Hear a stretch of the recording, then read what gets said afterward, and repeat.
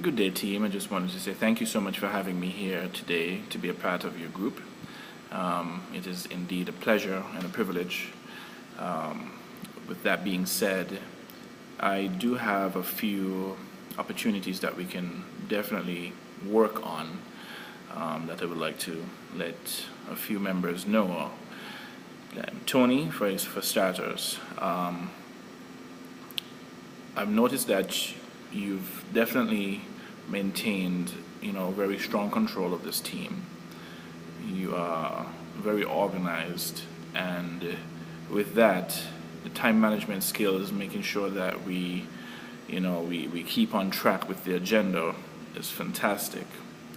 However, I noticed that you, like whenever Annette speaks, or if Chris speaks, or whomever, Dawn speaks, you tend to speak over those people, cutting them off, even during the period when they're speaking.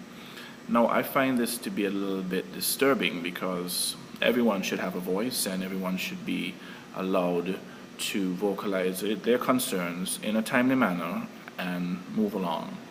So whenever you do that now, it creates a really unsettled feeling, as if what is being said is not as important as what you have to say. So that's something you should really look at. Also, I found that you have very, how should I say, aggressive tendencies when you interact with many of the team members, and I do understand that you're the team lead. When Annette was speaking, not even when Annette was speaking, I think it was a manner when even Chris was speaking, your tone of voice became very aggressive in nature, and that can sometimes signal to others a sense of threat, and you should be a little bit more considerate in terms of your tone of voice when you interact with your team members, because we are all a team and we are all here to do as a unit the things that we need to do. So respect is important. And another issue that I can bring to the table is the fact that you being a team lead is a great opportunity, because you set the agenda, you set the guidelines, you set the tempo. But the problem is, I find that you are not allowing yourself to be a part of the team. It's what you say that really goes, not the fact that, here is a possibility that you're offering. And I find that the team members tend to feel very belittled. Well, I feel belittled, I feel withdrawn, I feel the need to be withdrawn, and it doesn't bring about a sense of cohesion or unison or value in the things that are to be said by others, if even considered. Chris, I noticed that you're a very busy person, as you have mentioned, with respect to your job, and you do a lot of traveling, which is in itself a great experience.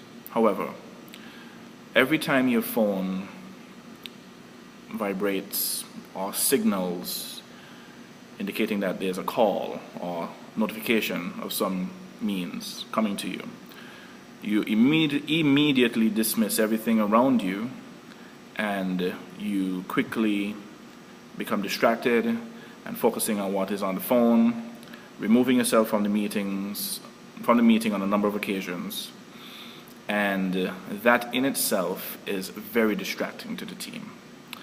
It breaks away from the flow of the energy and the knowledge that is being passed around. We are only here for a very short time, and in order for us to efficiently utilize that time, we need to be focused, and you are not focused, and that brings about a little bit of a distraction for everyone else every time you have to exit the room, or address the fact that your phone is vibrating. So I would say whenever, moving forward, as a suggestion, put your phone on silent, or even let everyone know who is going to be important to you and need to call you. Know that you are unable to be reached at a certain time. And I think that would help you to ease the way you transition between the meeting and interacting with your phone. Sila, thank you so much for taking the notes, the minutes for the team.